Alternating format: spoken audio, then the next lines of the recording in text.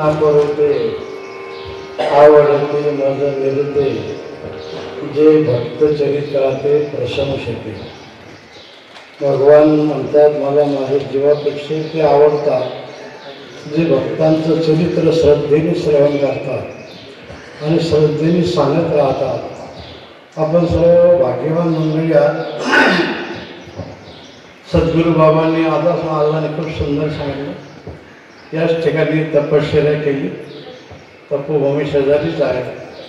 भगवान दत्तात्रयाला तुमच्या आमच्या दुःखाचं निवारण करण्याकरता इथं त्यांना जागेवर प्रवराती रे देवगुण क्षत्रिय वसवणे अवधूता भाविक प्रेमळ धावून येते दर्शना करिता. हे सगळं जंगल मंगल करून ठेवलं बाबांनी. अथक प्रयत्न किती कष्ट केले कसे कसे केले सर्व आपण चरित्र ग्रंथामध्ये पाहतो. बाबांचा ग्रंथ एखाद्या शास्त्रीय पंडित चांगल्या प्रकारच्या पदवीधर माणसांनी केला असतो. परंतु बाबांचा सहवास बाबांची कृती बाबांचं अंतःकरण सहवासाशिवाय कळत नाही. आमचे वैकुंठवासी नाशिकेत महाराज त्यांनी खूप चांगल्या पद्धतीचं आणि बाबांचे शब्द जसे तसे त्याच्यात लिहिले. आणि याच्याच आधारावर आमचे पाथर्डीचे गुरुजी काय ना शेळके गुरुजी त्यांनी अभंगावली लिहिली. बाबांचा हा ग्रंथ किशनगिरी विजय आणि अभंगावली या दोन्हीचा आधार घेऊन आमचे लक्ष्मण महाराज आता हे सगळे जरा कळत राहणारे मावळे आहेत सगळे. आता बाबांच्या गड एक एक सर काय तुम्ही किती फक्त एक करा खूप मोठे व्हा. म्हणजे गोविंदजी महाराजांनी एक वेळ त्याचं सांगितलं होतं पंढरपूर पैठणला. कथा कीर्तन करताना दोन गोष्टी पहिल्या आपल्या मनातून काढून टाका. माझं कथा माझं कीर्तन लोकांना आवडलं पाहिजे आणि खूप गर्दी जमली पाहिजे. त्या दोन्ही गोष्टी आपण काढल्या की तुम्ही सगळ्यालाच आवडते होता. ते संतांची सवय आहे. आता खालची कथा कुठं झाली कोणी सांगितली काहीच कळलं नाही कोणाला. दुसरे एखादे महाराज असतील म्हणले त्याच्या ह्याच्याकरता बोलवलं. आता ते आपलेच आहे. हे सगळं बाबांनी केलं. बाबांच्या पाठीमागे त्यांनी आपल्यापर्यंत करून घेतलेलं आहे.